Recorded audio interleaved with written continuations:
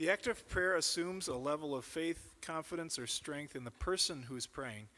What about those people who are too cut off from God or unworthy to attempt to speak to him?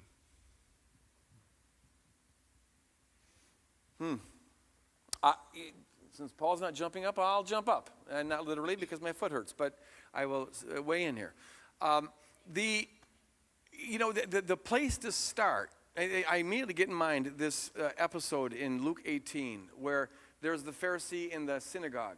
And he was praying, his prayer, "Oh, Lord, I thank thee that I am righteous and that I tithe and that I fast and I'm not like this tax collector." Because tax collectors were the scum of the earth among Jews in the first century. Outside of the synagogue was the tax collector.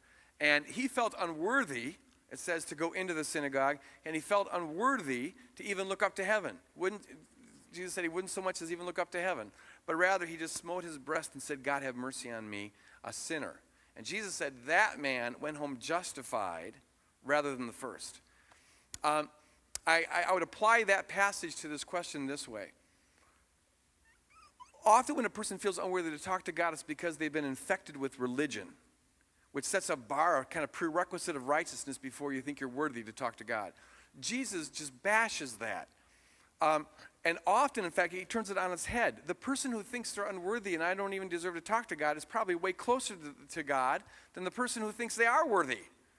And so I would just encourage a person to start where you're at. In raw honesty, start where you're at. Even a person, for example, in fact, this has happened several times, of people who have a struggle in their life and they don't want to get rid of it. They know they're supposed to, they know it's destructive, they know it's harming, but they don't want to get rid of it. And so they don't want to talk to God because they're sure God will say, get rid of it. And so they just kind of go AWOL on God. What I have encouraged them to do is this. Say, look, start with where you're at. You don't want to get rid of it? Okay, you don't want to get rid of it. Tell God that. Start the line of communication. It's like in a marriage. I don't care how bad it is. Keep the lines of communication open. Report what is real. And if this is what is real, then just say that. Say you're unworthy. Say that you don't want to get rid of this. Because in doing that, you're giving God a chance, a little bit of a crack in the door to begin to work on you to change what you want. And you may find a year from now or a month from now or whenever that want begins to leave you. And that empowers you to get rid of this thing. So my encouragement is that I don't care where you're at, how low you are, the bottom of the barrel, how much you've screwed up, how sinful you are, talk to God where you're at.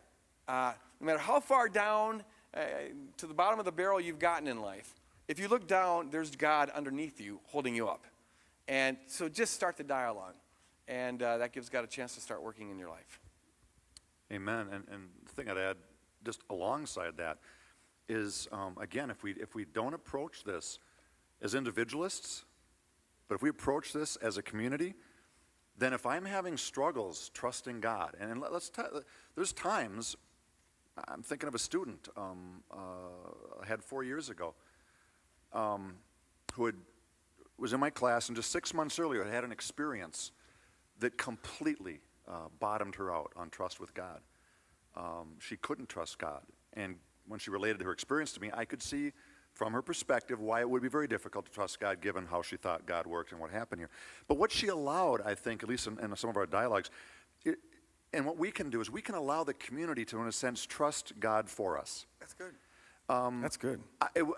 I've been in times in my life where some of the most times I'm struggling the most with God, and yet being prayed for by brothers and sisters were some of the most powerful times of prayer. Not because I'm praying, but they're praying on my behalf, and I see God show up.